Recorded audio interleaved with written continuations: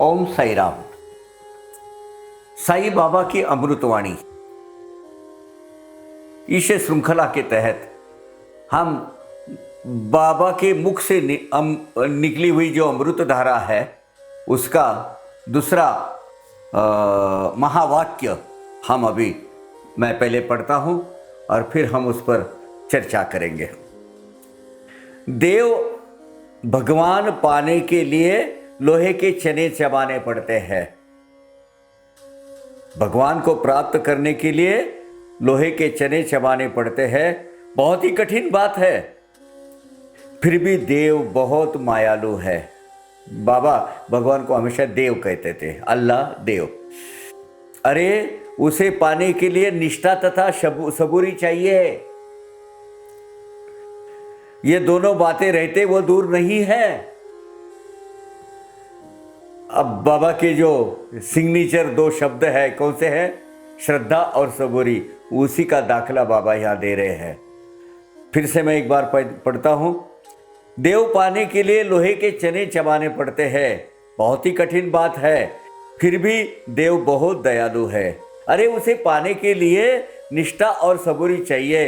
ये दोनों बातें अगर है रहते वो दूर नहीं है। क्या बात है। एक ही महावाक्य में बाबा ने भक्ति मार्ग चलने की स्पष्टता, क्लैरिटी दी है हम साईं भक्तों को। देव पाने के लिए लोहे के चने जमाने पड़ते हैं। हम तो इतना सहज भाव से लिखते हैं। सवेरे एक अगरबत्ती या लोभान लिए बाबा को एक 4-5 या भगवान को जो भी स्वरूप आप मानते हो उसको अगर घुमाए दिए, बाबा मेरी रक्षा करो, मुझे प्रार्थना करो, हो गई आपकी पूजा, हो गई आपकी भक्ति, हो गई आपकी आराधना। भगवान को पाना इतना सरल सादा आसान काम नहीं है।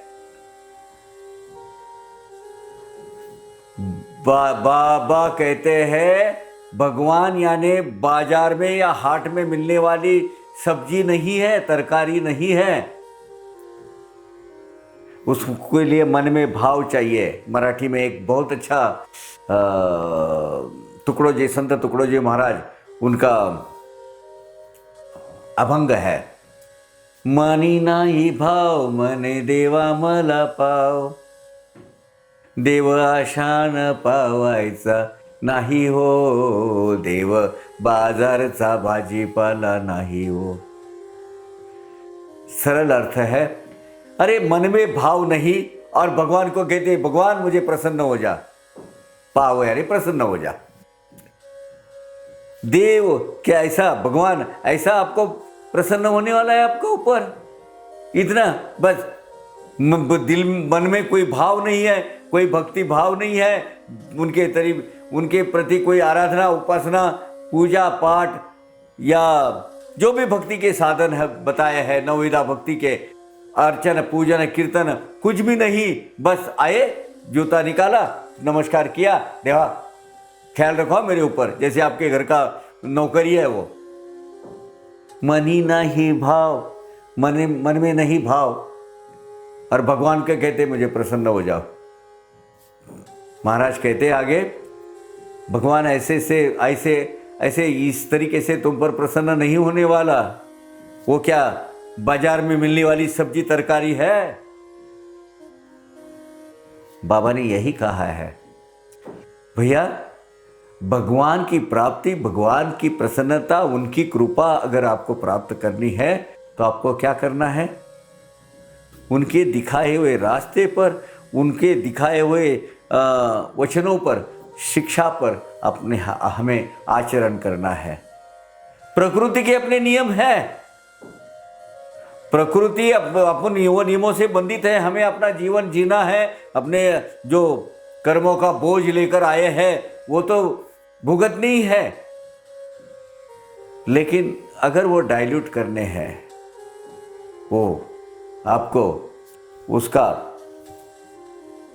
तीव्रता, उसकी कंसंट्रेशन अगर कम करनी है तो क्या चाहिए अपने पास? अपने पास चाहिए भक्ति भाव।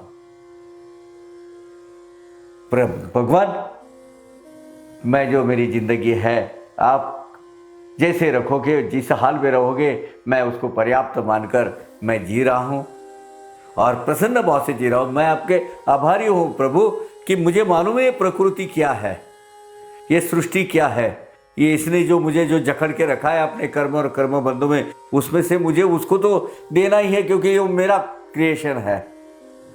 अनंत जन्मों में मैंने जो बोझ संभाल के रखे हैं, वो उसको सत्कर्म कर, भक्ति कर, उसको जो वापस करना है। जिनके ऊपर मैंने कई अनंत लोगों को जो अन्याय किए हैं, वो मुझे सीधे करने हैं। एक एक फाइल मुझे क्लोज करते जानी है। इसी को बाबा कहते हैं चने, लोहे के चने चबाना। हम क्या समझते मालूम है, हम जो भुगत रहे ना, ये सब बाबा ने दूर करने चाहिए। जब आप कर्म कर रहे थे, अकर्म कुकर्म जो भी कर रहे थे, जो भगवान के ईश्वर के जो सत्ता है, ईश्वरी सत्ता, ईश्वर का राज्य है, उसके नियमानुसार नहीं कर रहे थे, तब भगवान की याद आई आपको। जो गुनाह हमने बहुत करके रखे हैं, तब आपको भगवान की याद आई। अब अपेक्षा करते हुए, भगवान तू ये इसको दूर कर, मेरे से सहा नहीं जाता, ये मेरे साथ ही क्यों हो रहा है, क्यों हो रहा है? पहले आत्मचिंतन के माध्यम से तुम समझ लो भैया,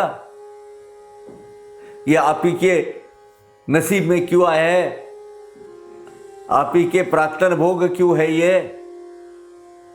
इसलिए बाबा, और बाबा फिर बाबा आगे क्या कहते, फिर भी भगवान बहुत दयालु है। क्यों दयालु है? आप गत अनंत जन्मों की जो आपकी गतिविधियां है, उसका ब्यौरा उनके पास है, फिर भी अभी आपको पछतावा हुआ है, अभी आपको भगवान का स्वरूप समझने लगा है, अभी आप भक्ति मार्ग पर चलने लगे हैं, तो भगवान आपको है तो इतने काम किया, गलत किया है, वो सब खत्म कर, बाद में मेरे पास आ। ऐसा कभी कहते हैं? साईं बाबा ने कभी ऐसा कहा है? चोर उचक्के भी बाबा के सामने आते थे, उनको भी वो क्या करते थे, सही मार्ग पर, सही रास्ते पर लगा देते थे, है ना। एक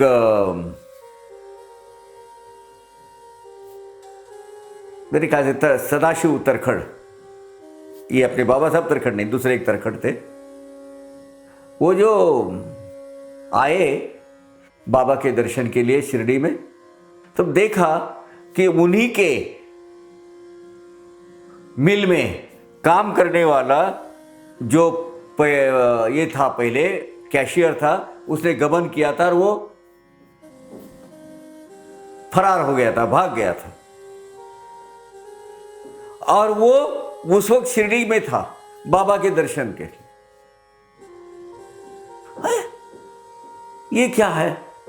तो जो मैनेजर साहब जो थे, तरखड़ साहब थे, तो जो आए थे, तो उन्होंने देखा कि यार इसने तो ये गबन किया है, इमीडिएटली पुलिस को बुला के इसको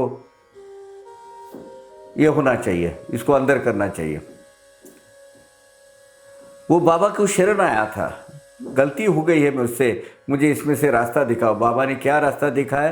तू जा, वापस वहां चले जा, अपनी गलती कबूल कर, अपना एहसास ये कर, कोई तुझे बड़ी सजा नहीं होगी, कोई बड़ी शिक्षा नहीं होगी तुझे, जो वो करेंगे उसके हिसाब से उसका हर्जाना जो भुगतान है, वो भुगतान धीरे धीरे अपना करते रहना, पर आगे चल के ऐसा काम नहीं करना। देव बड़ा मायालु है, दयालु है, बाबा कहते हैं। आपको शिक्षा देने के लिए नहीं बैठे बाबा। कोई भी परमेश्वरी तत्व, कोई भी सदगुरु तत्व किसी भी प्रकार की किसी भी जीवात्मा को, भले वो कैसा भी हो, उसको सजा नहीं देता है। ये अपना वहम है, अपना भ्रम है, कोई नहीं देता। जो आप भुगत रहे हो, जो संकटों की मालिका आपके पीछे पड़ी है, जिस अवस्था से आप गुजर रहे हो, वो आपका खुद का क्रिएशन है। ये आपके पूर्व कर्मों का फल है। और ये फल कैसे कम से कम हो, ये बाबा क्या करते हैं, उसकी तीव्रता कम करते हैं, अगर बाबा के शरण में आप आते हो तो। इसके लिए, इसके मतलब ये नहीं कि छुटकारा देते हैं बाबा, प्रकृति के नियमानुसार तुझे वो तो वहां उसको वापस करना है भाई, लेकिन वो देने में तुझे जो ताकत चाहिए वो देने के लिए मैं बैठा हूं। इसलिए बाबा कहते हैं भगवान बहुत दयालु है। बाबा ने तो कितने लोगों के कर्म अपने ऊपर ले लिए, कितने लोग, कई लोगों के। जब वो हम सहन करने के परे हो जाते हैं, पूरा शक्तिहीन हो जाते, तब बाबा उठते, चिंता नहीं कर, मैं हूं साथ में तेरे, हम दोनों साथ में लेकर भोगेंगे ये जो भोग है। कितने लोगों के जो प्लेग के जो जब में जितनी ग्रंथि आती थी बाबा ने अपने अंग पर दिखाई हुई है।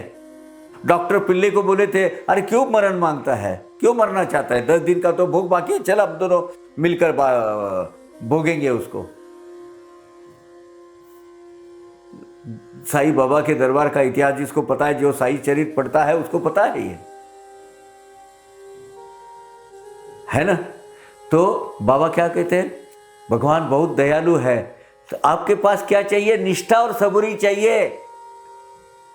बाबा पर, भगवान के जो स्वरूप की आप प्रार्थना आराधना करते हो उस पर उतनी ही गहरी, पूरी अटूट ऐसी श्रद्धा आपको जरूरी है उसके ऊपर। और सबूरी रखो, आपका भी वक्त आएगा, आपका उद्धार काल आने वाला है। उचित काल पर आपको जो देना है, जो संकटों से छुटकारा पाना है, वो बाबा करेंगे, भगवान करेंगे। क्यों करेंगे, तब तक के आपको पता नहीं है आपका कितना भोग बाकी है, लेकिन भगवान को मालूम है। इसलिए बाबा क्या कहते हैं, निष्ठा रख, भरोसा रख पूरा, और उसके ऊपर सबूरी रख। वक्त मेरा आने वाला है, इसी तरीके से रोज की जिंदगी जीते जा, है ना। अगर आपके पास ये दोनों है तो आपको कोई, भगवान तेरे नजदीक है, किसी के इधर उधर जाने की जरूरत ही नहीं है, बाबा कहते हैं। बाबा का कहीं भी अभी अगर आप देखेंगे तो एक बाजू में श्रद्धा और दूसरा सबूरी लिखा है। श्रद्धा है नहीं अटूट निष्ठा, और सबूरी यानी पेशेंस। कौन से पेशेंस, अपने भोग मुझे भुगतने हैं, इसमें से मैं पार होने वाला हूं।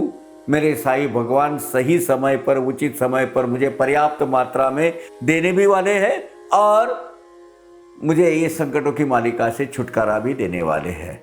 इस पर भरोसा रखो। ओम साई राम। अवघा रंग एक झाला, अवघा रंग एक झाला, रंगी रंगला श्रीरंग, रंगला श्रीरंग, रंगला श्रीरंग। अवघा रंग एक झाला, अवघा रंग एक झाला।